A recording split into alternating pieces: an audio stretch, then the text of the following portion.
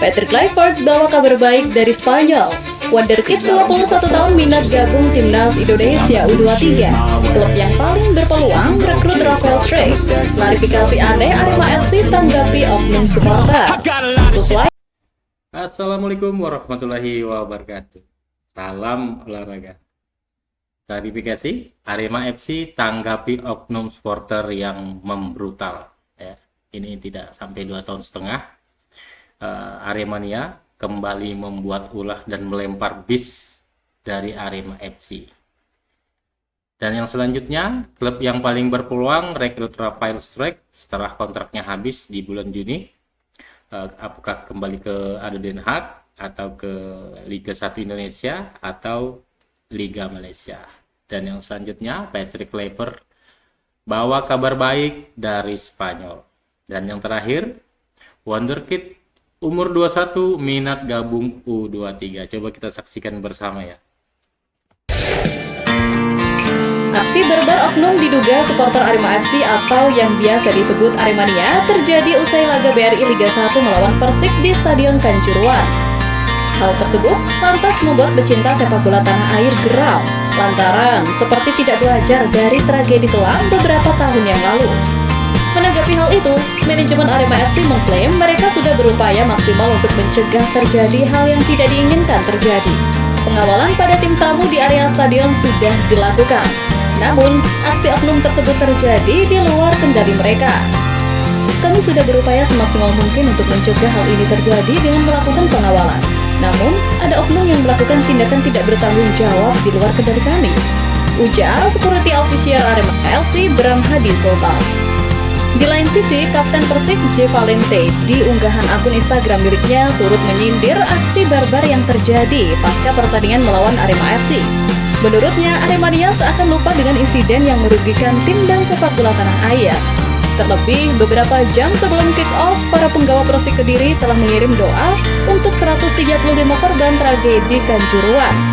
Namun, doa dari pemain Persik itu justru dibalas dengan aksi barbar oknum supporter. 1. Bali United. Bali United dikabarkan tengah menjalin komunikasi secara tak resmi dengan agen dari Rafael Struijk guna membahas kemungkinan terjadinya transfer. Melansir dari laman Transfermarkt, Rafael Struijk sendiri saat ini memang belum mendapatkan kepastian kontrak kedepannya bersama Brisbane Roar FC. Di sisi lain, keputusan untuk pindah klub ke Bali United memang cukup menggiurkan. Belum lagi, Rafael Struijk di klub tersebut juga berpeluang untuk lebih sering bermain di Liga dibandingkan saat masih berseragam Brisbane Roar FC. Bersama Brisbane Roar FC di musim ini, Rafael Struijk sudah bermain sebanyak 10 kali dan hanya mencetak 1 gol saja. 2. Kuala Lumpur City FC. Melansir dari laman berita asal Malaysia, Makan Bola, klub asal kota Kuala Lumpur tersebut memang dikabarkan tengah mengincar beberapa pemain timnas Indonesia yang berstatus diaspora.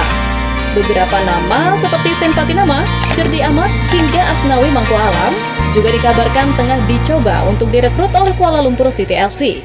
Rafael Struijk sendiri juga bisa saja direkrut oleh klub tersebut, mengingat kontraknya yang akan habis pada bulan Juni 2025 ini. Tentunya peluangnya bisa bermain atau mendapatkan lebih banyak jam terbang di Liga Malaysia memang cukup besar mengingat banyak pemain timnas Indonesia yang terbilang sukses saat berkarir di sana. 3. ADO Den Haag.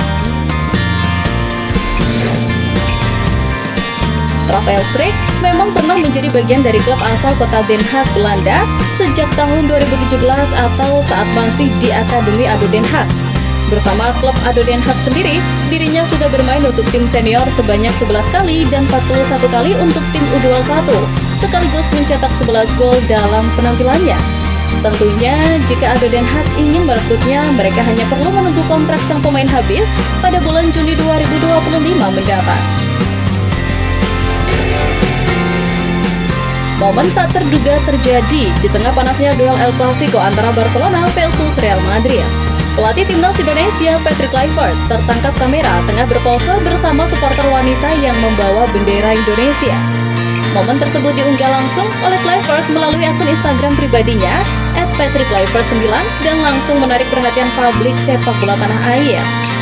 Mantan striker legendaris Barcelona itu terlihat tersenyum saat berfoto dengan seorang supporter perempuan yang mengenakan jersey blaugrana sambil membentangkan merah putih dengan bangga. Kehadiran supporter Indonesia di laga prestisius ini seolah mempertegas dukungan global terhadap timnas Garuda, terlebih saat pelatihnya sendiri hadir dalam atmosfer El Clasico. Tak hanya berinteraksi dengan supporter, Kluivert juga memanfaatkan kunjungannya untuk bertemu sejumlah mantan rekan setim di Barcelona seperti Ronaldinho dan Edgar Davids.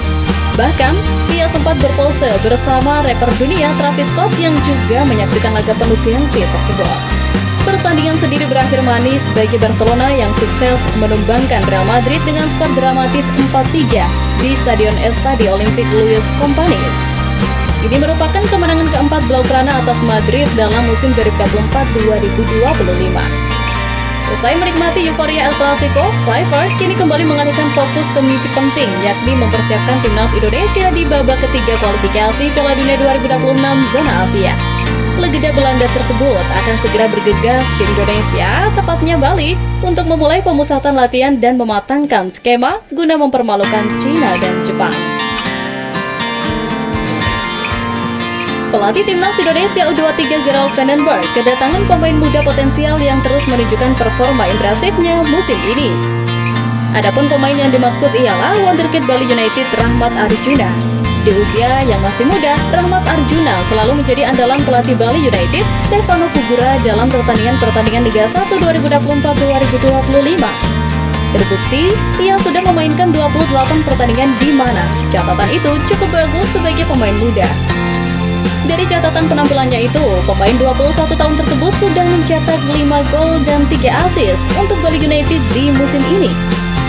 Statistik tersebut bisa membuktikan Rahmat Arjuna layak mendapat tempat di timnas Indonesia besutan Gerald Vandenberg. Ditambah lagi, juru taktik asal Belanda tersebut sedang belusukan mencari pemain buat kejuaraan terdekat di mana Rahmat Arjuna bisa menjadi salah satu yang terpilih.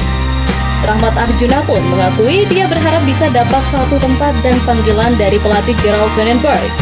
Kans Rahmat Arjuna untuk menjalani debut bersama timnas Indonesia sendiri cukup terbuka lebar, terutama di kelompok usia U23 yang tahun ini disibukkan dengan berbagai ajang penting.